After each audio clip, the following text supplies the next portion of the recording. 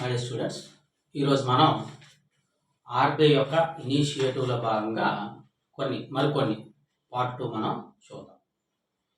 RBI అనేది ఏం చేసిందంటే ఈ మధ్యకాలంలో వార్తల్లోకి వచ్చింది. ఎందుకు అంటే ఆర్బీఐ తన దగ్గర ఉన్నటువంటి మిగులు ద్రవ్యాన్ని సెంట్రల్ గవర్నమెంట్కి ఇస్తుంది. 2022-23 సంవత్సరంలో ఆర్బీఐ అనేది తన దగ్గర ఉన్నటువంటి మిగుల్లో 87,416 కోట్ల రూపాయలని సెంట్రల్ గవర్నమెంట్కి ఇచ్చింది. చాలా ఎక్కువ మొత్తం అన్నమాట. 2021-22 అయితే 30,307 కోట్లు మాత్రమే.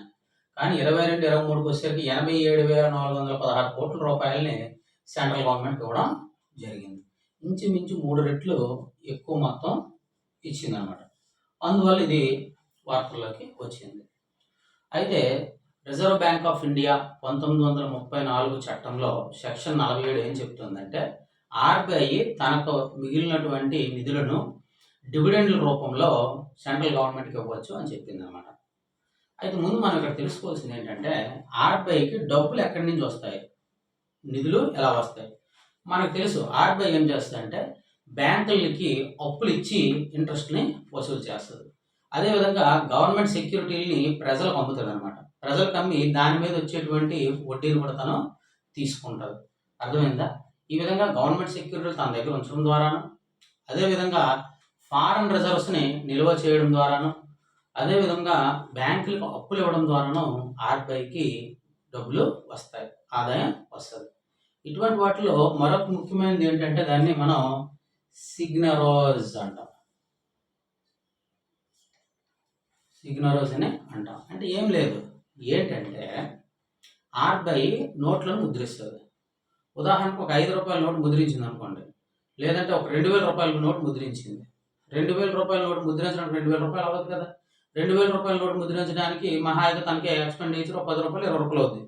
ఈ మధ్యన వేరియేషన్ ఎంత ఉంది? 1,900 రూపాయలు ఉంది. అది మనకి మార్కెట్లోకి ఎంత ప్రవేశపెడుతుంది? 2,000 రూపాయలు ప్రవేశపెడుతుంది. ఈ డిఫరెన్స్ ఆర్బీఐకి ఆదాయంగా ఉంటుంది. దాన్ని ఏమంటారంటే సిగ్నరేజ్ అని అంటారు. ఇది ఇంపార్టెంట్, ఇది గుర్తుపెట్టుకోండి. అర్థమైందా? ఈ విధంగా ఆర్బీఐకి ఆదాయం అనేది వస్తూ ఉంటుంది. ఈ వచ్చినటువంటి ఆదాయాన్ని ఆర్బీఐ ఏం చేస్తుంది అంటే 2 ఫండ్స్ని మెయింటైన్ చేస్తుంది. కంటింజెన్సీ ఫండ్, అదేవిధంగా asset development fund. Contingency fund, asset development fund అంటే 2 ఫండ్లని మెయింటైన్ చేస్తుంది.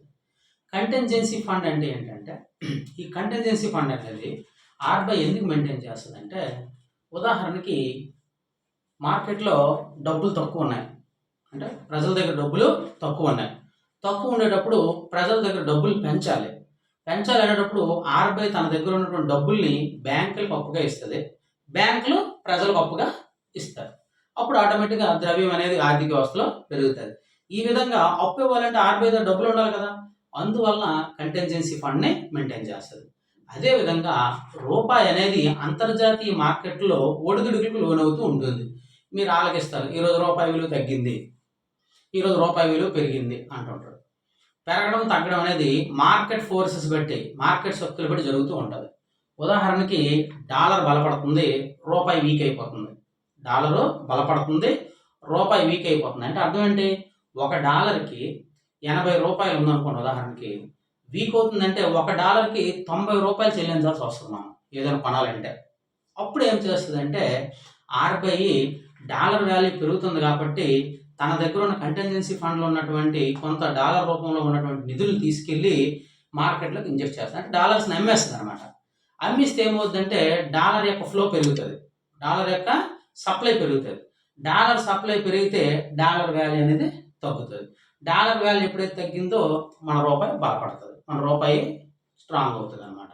ఈ విధంగా అదేవిధంగా రూపాయి బాగా బలపడిపోతుంది, డాలర్ బాగా డౌన్ అవుతుంది, రూపాయి విలువ పెరుగుతుంది అనుకోండి. అప్పుడు ఏం చేస్తుందంటే ఆర్బీఐ ఈ యొక్క రూపాయి విలువను తగ్గించడం కోసం, డాలర్ యొక్క సప్లైని తగ్గించడం కోసం డాలర్లు కొనుగోలు చేస్తుంది. అప్పుడు డాలర్లు తక్కువ అవడం వల్ల డాలర్ విలువ పెరిగి మన రూపాయి విలువ తగ్గుతుంది. ఈ విధంగా మన కంటెంట్లో చూసేటప్పుడు ఇవన్నీ చాలా క్లియర్గా చెప్పుకుంటాం. జస్ట్ మీకు అవగాహన కోసం మాత్రమే ఇక్కడ నేను మీకు చెప్తాను అనమాట. ఈ విధంగా రూపాయి మార్క్ విలువను కాపాడడానికి ఆర్థిక వ్యవస్థలో ఫ్లో అంటే డబ్బుల యొక్క ఫ్లోని పెంచడానికి ఆర్బీఐ అనేది తన దగ్గర కంటింజెన్సీ ఫండ్ని మెయింటైన్ చేస్తుంది. మరొక ఫండ్ ఏం చెప్పుకున్నాం, అసెట్ డెవలప్మెంట్ ఫండ్. ఆర్బీఐ ప్రాంతీయ కార్యాలయాలు కడుతూ ఉంటుంది, అంటే బిల్డింగ్స్ గట్ట కట్టాలి. అదేవిధంగా తన సబ్సిడీలు కూడా కొన్ని ఉంటాయి, కొన్నిటిని మెయింటైన్ చేస్తుంది, అంటే ఫారెన్ రిజర్వ్స్ మెయింటైన్ చేయడానికి వీటి అసెట్స్ డెవలప్మెంట్ చేయడానికి కూడా కొంత డబ్బులు తన దగ్గర ఉంచుకుంటుంది. అయితే ఇక్కడ సమస్య ఏమొచ్చిందంటే ఆర్బీఐ అనేది ఎంత మొత్తాన్ని గవర్నమెంట్కి పంపించాలి అనే దాని మీద సమస్య వచ్చింది. ఆర్బీఐకి గవర్నమెంట్కి టర్మ్స్ బాగుంటే ఎక్కువ పంపించడం, టర్మ్స్ బాగోకపోతే తక్కువ పంపించడం, ఇటువంటివన్నీ జరుగుతూ ఉంటాయి అన్నమాట. అప్పుడు ఏం చేసిందంటే ప్రభుత్వం 2013లో మాలేగావ్ కమిటీని వేసింది. ఈయన కొన్ని సిఫార్సు చేశాడు. 2014-15లో రివైజ్డ్ ఎకనామిక్ క్యాపిటల్ ఫ్రేమ్వర్క్ అనేదాన్ని ఒకదాన్ని వేశారు. Revised economic capital framework 2014-15 Bimal Jalan అధ్యక్షతను వేశారు. ఈ భీమల్ జలాన్ ఏం చెప్పాడంటే కంటింజెన్సీ ఫండ్ అనేది 5.5 to 6.5 మధ్యన ఉండాలి. అప్పుడు చాలా తక్కువ ఉండేది అన్నమాట కంటింజెన్సీ ఫండ్కి కేటాయింపులు, వచ్చినటువంటి ఆదాయాల కేటాయింపులు. దాన్ని ఏం చేశాడంటే 5.5 to 6.5 మధ్యన పెంచాడు. పెంచి మీ దగ్గర ఆ అమౌంట్ ఉంచుకొని మిగతా అమౌంట్ మీరు కావాలంటే సెంట్రల్ గవర్నమెంట్కి ట్రాన్స్ఫర్ చేసుకోండి అని చెప్పాడు. అందువల్ల ఇప్పుడు న్యూస్లో కూడా ఏం చేశారంటే 6.5% నుండి 6%కి కంటింజెన్సీ ఫండ్ బఫర్ రిస్క్ని పెంచారనమాట. 5.5 to 6% వరకు కంటింజెన్సీ ఫండ్ యొక్క బఫర్ని 5.5 నుంచి 6%కి ఇప్పుడు పెంచారు. యాక్చువల్గా భీమల్ జలాన్ కమిటీ ఎంత సిఫార్సు చేసింది, 5.5 to 6.5 ఈ మధ్యలో ఉండొచ్చని సిఫార్సు చేసింది అనమాట. ఈ విధంగా ఆ రిస్క్ను పెంచిన తర్వాత సెంట్రల్ బ్యాంక్ ఏం చేసిందంటే 1934 ఆర్బీఐ చట్టం సెక్షన్ 47 ప్రకారము తన దగ్గర ఉన్నటువంటి నిధులని సెంట్రల్ గవర్నమెంట్కి బదిలీ చేయడం జరిగింది. ఇది ఆర్బీఐ సర్ప్లస్ ట్రాన్స్ఫర్కి సంబంధించినటువంటి విషయము, న్యూస్ అనమాట. ఓకేనా. నెక్స్ట్ మరొక టాపిక్ చూద్దాం. ఇంతకుముందు ఐసీఆర్ఆర్ గురించి చెప్పుకున్నాం, ఇంక్రిమెంటల్ క్యాష్ రిజర్వ్ రేషియో. ఈరోజు వేరియబుల్ రెపో రేట్ గురించి చూద్దాం. వేరియబుల్ రెపో రేట్ అంటే మీ అందరికీ తెలుసు. ఏంటి రెపో రేట్ అంటే? రెపో రేట్ అంటే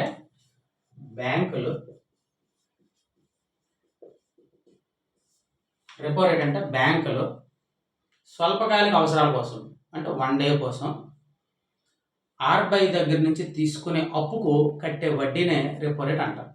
బ్యాంకులు ఏం చేస్తాయంటే తమ దగ్గర ఉన్నటువంటి సెక్యూరిటీలని ఆర్బీఐ దగ్గర పెట్టి ఒక రోజుకి లోన్ తీసుకుంటే అప్పుడు ఆర్బీఐ విధించే వడ్డీ రేట్నే రెపో రేట్ అని అంటారు. ఈ విధంగా బ్యాంకులు అప్పు తీసుకొని డబ్బులు ప్రజలకు లోన్ల రూపంలో ఇస్తూ ఉంటారు. అయితే ఇదెందుకు న్యూస్లో వచ్చిందంటే 2022లో ఏం చేసిందంటే ఆర్బీఐ 2.5 లక్షల కోట్లని ఆర్థిక వ్యవస్థలోకి పంపింగ్ చేసింది. ఎందుకంటే ఆర్థిక అభివృద్ధి జరగాలంటే డబ్బులు ఉండాలి. ఆ విధంగా 2.5 లక్షల కోట్ల రూపాయలని ఆర్థిక వ్యవస్థలోకి విడుదల చేసింది. విడుదల చేసేటప్పుడు కొత్త టర్మ్ని ఉపయోగించారు. Variable repo rate.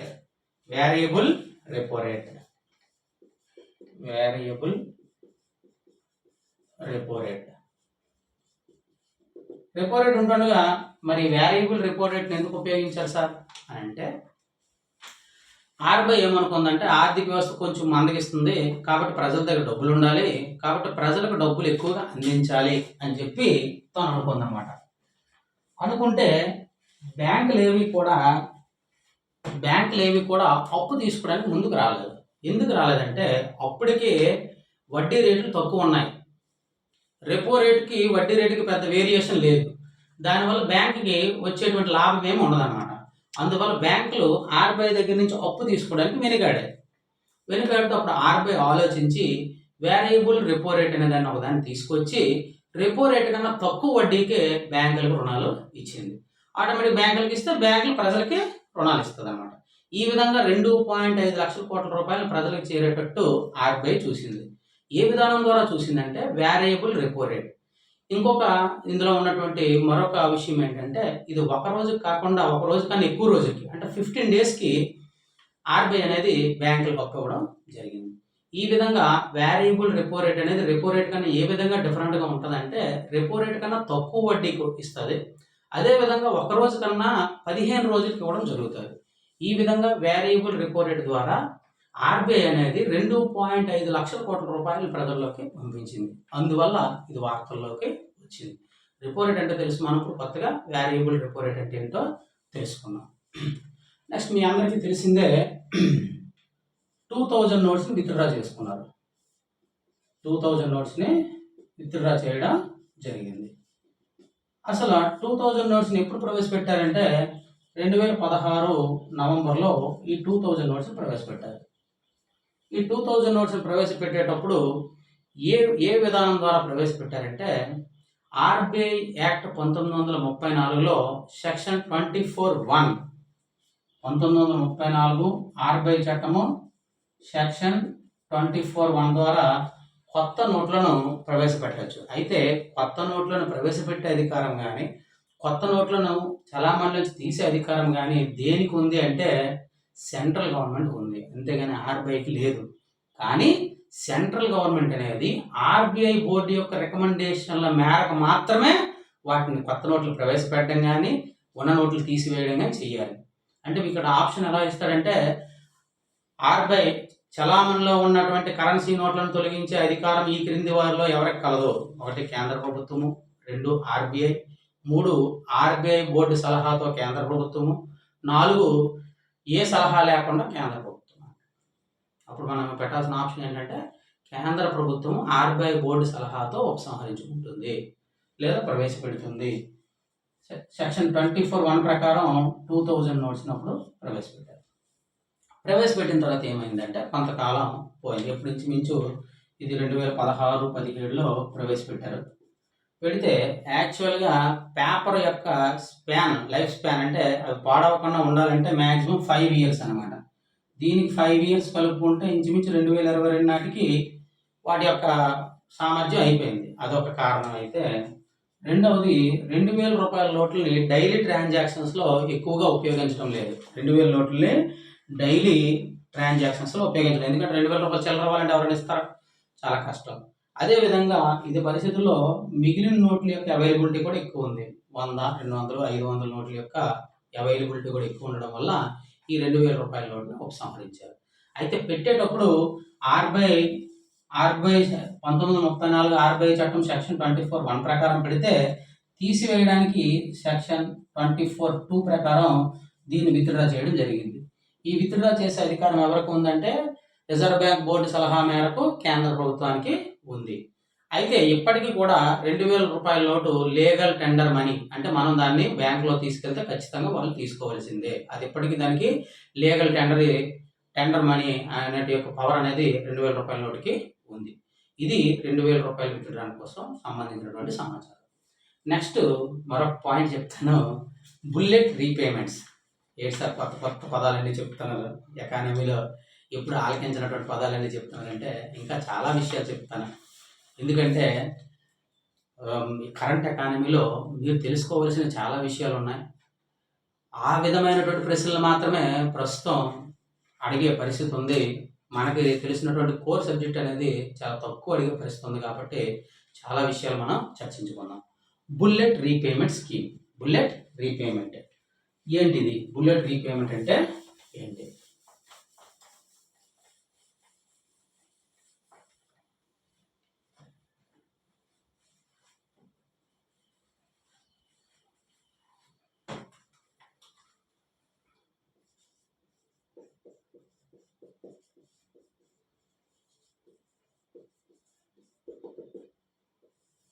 దీన్నే బెలూన్ పేమెంట్ అని కూడా అంటారు.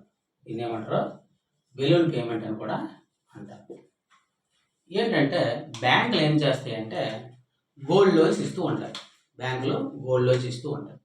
ఈ గోల్డ్ లోన్ ఇచ్చేటప్పుడు బుల్లెట్ రీపేమెంట్ లేదా బెలూన్ పేమెంట్ అంటే ఏంటంటే ప్రతి నెల ఇంట్రెస్ట్ కట్టగలదు. సంవత్సరానికి ఒకసారి ఆ గోల్డ్ లోను ప్లస్ దాని ఇంట్రెస్ట్ కడితే చాలు. ఇటువంటి పేమెంట్నే బెలూన్ పేమెంట్ లేదా బుల్లెట్ రీపేమెంట్ని అంటారు.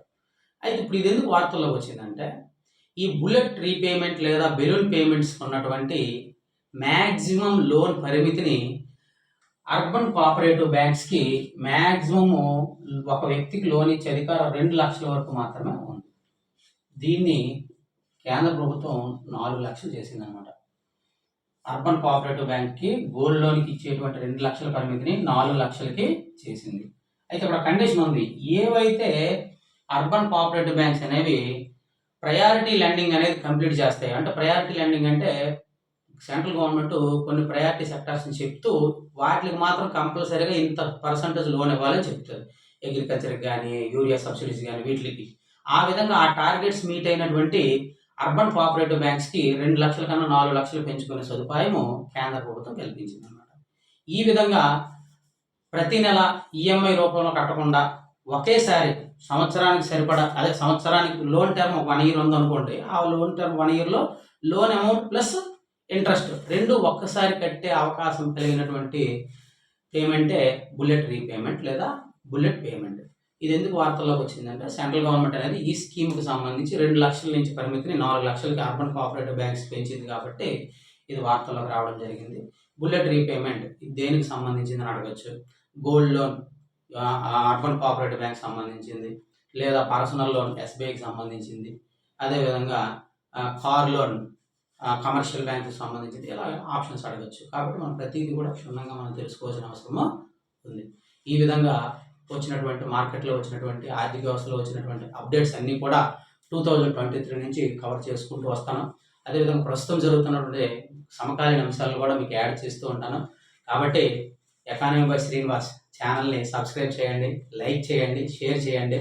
చాలామంది గ్రూప్ టూ నిరుద్యోగులకి ఎవరైతే ప్రిపేర్ అవుతున్నారో వాళ్ళకి మీరు ఇది కానీ షేర్ చేస్తే వాళ్ళకి చాలా సమాచారాన్ని మీరు షేర్ చేసినట్టు. కాబట్టి మీ స్నేహితులందరికీ ఈ యొక్క ఛానల్ని సబ్స్క్రైబ్ చేసుకోమనండి, షేర్ చేయమనండి, లైక్ చేయమనండి. Thank you students.